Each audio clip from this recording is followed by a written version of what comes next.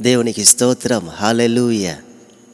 మన రక్షకుడు ప్రభు అయిన యేసు క్రీస్తు నామంలో మీకు నా హృదయపూర్వకమైన వందనాలు చెల్లిస్తున్నాను. బాగున్నారా?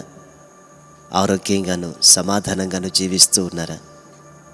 మరొక ప్రతిరోజు సందేశాలను వినండి, లైక్ చేయండి.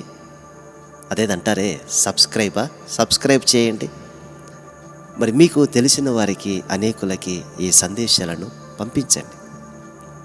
వారు వింటారు, దేవుని వాక్యం చేత బలపడతారు. మరి వాక్యాన్ని ధ్యానించుకుందాం.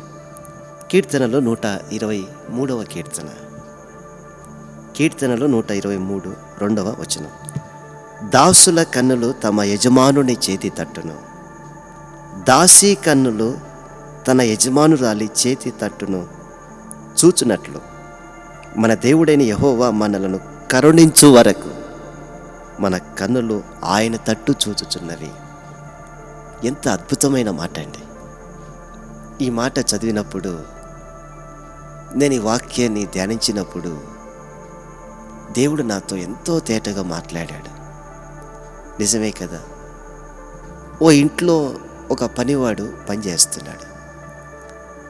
ఆ పనివాని కన్నులు ఎప్పుడు యజమానుని చేతుల వైపే ఉంటాయి.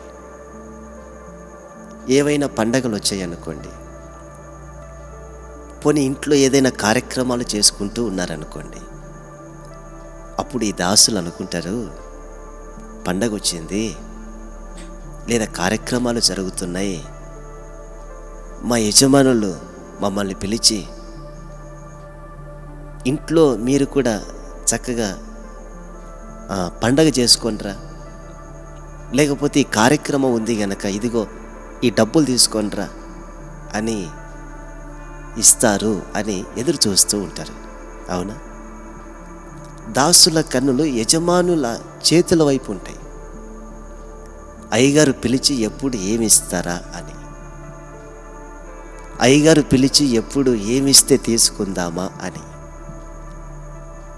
కొన్నిసార్లు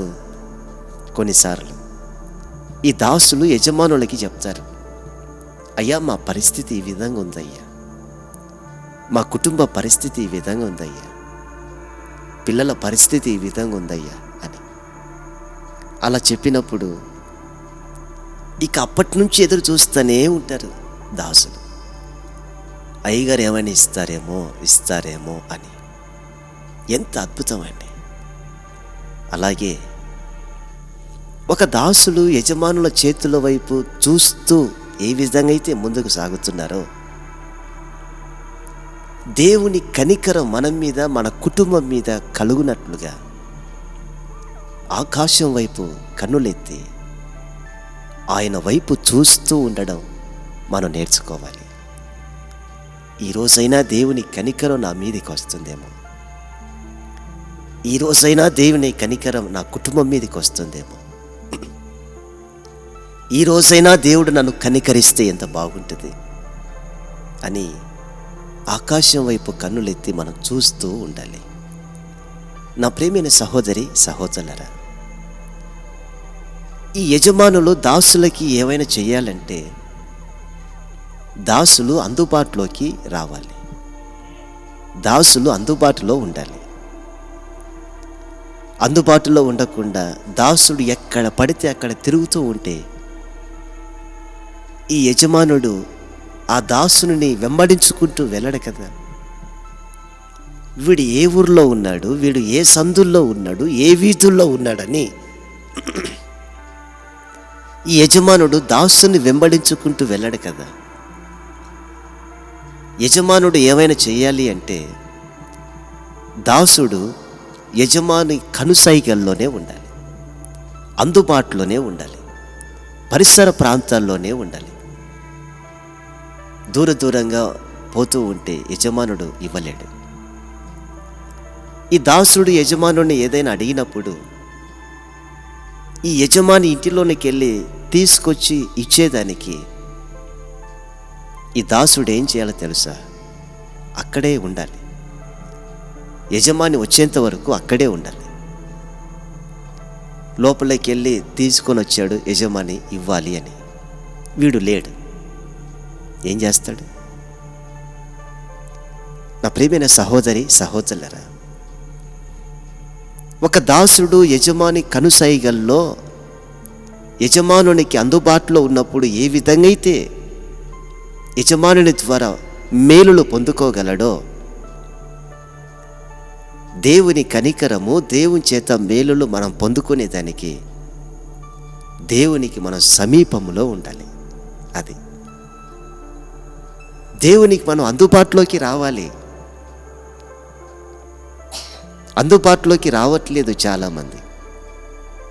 దేవుడు చూసుకుంటాలే తిరుగుతున్నారు, దేవుడు ఇస్తాలే నిద్రపోతున్నారు, దేవుడు చేస్తాడు అని టీవీల ముందు కూర్చుంటున్నారు, దేవుడు చేస్తాడు అని సినిమాల చుట్టూ తిరుగుతున్నారు, దేవుడు చేస్తాడు అని ఆ కొంపల చుట్టూ ఈ కొంపల చుట్టూ తిరుగుతున్నారు. అందుబాటులోకి రావాలి. దేవుడున్నాడు అనుకుంటే సరిపోదు, చేయక తప్పదు అనుకుంటే సరిపోదు. మనం ఏం చేయాలో తెలుసా? ఆయన మనకిచ్చే దానికోసం అందుబాటులోకి రావాలి, ఆయనకు సమీపముగా రావాలి, ఆయన కనుసైగల్లోనికి రావాలి. అదేమిటంటే దేవుని సన్నిధి, ప్రార్థన.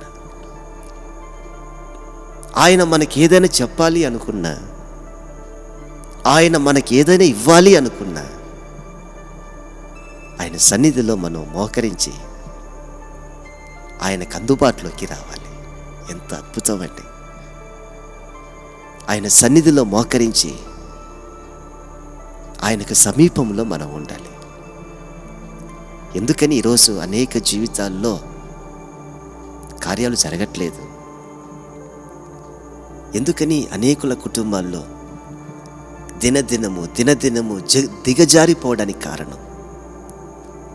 ప్రార్థనకు వస్తున్నారు, 10 రూపాయలు మార్చి చిల్లర మార్చి కానుకలు వేస్తున్నారు, పెద్ద బైబిల్ తెచ్చుకుంటున్నారు, ముసుగేసుకుంటున్నారు. కానీ కుటుంబాల్లో కార్యాలు ఎక్కడ? అందుబాటులో లేరు, దేవునికి సమీపముగా లేరు. నా ప్రియమైన సహోదరి సహోదరులారా, ప్రతిరోజు దేవునికి మనం అందుబాటులోకి రావాలి, దేవుని సన్నిధిలో మోకరించాలి, దేవునికి సమీపముగా మనం రావాలి. దూరంగా పారిపోతూ ఉన్నంతకాలం దేవుడు ఏమి చేయలేడు. దేవుడు ఎదురు చూస్తాడు, వస్తాడేమో అని, వస్తే ఇవ్వాలి అని ఆయన ఎదురు చూస్తున్నాడు. కానీ మనమేమో దూరంగా పారిపోతున్నాం, దేవుని సన్నిధిలో మోకరించకుండానే తిరుగుతున్నాం, దేవుని సన్నిధిలో మోకరించకుండానే సమయాన్ని గడుపుతున్నాం, దేవుని సన్నిధిలో మోకరించకుండానే కాలక్షేపం చేస్తున్నాం. మరలా దేవుడు ఇవ్వలేదు అంటే ఎలాగండి? అలా కాదు. యజమానునికి దాసుడు సమీపముగా ఉన్నట్లు మనము కూడా మన యజమానుడైన యేసు క్రీస్తు ప్రభుకి సమీపముగా ఉన్నప్పుడే మనం పొందుకోగలం. ఇక ఈ సందేశం గురించి మరలా మీతో నేను విస్తరించి మాట్లాడతాను.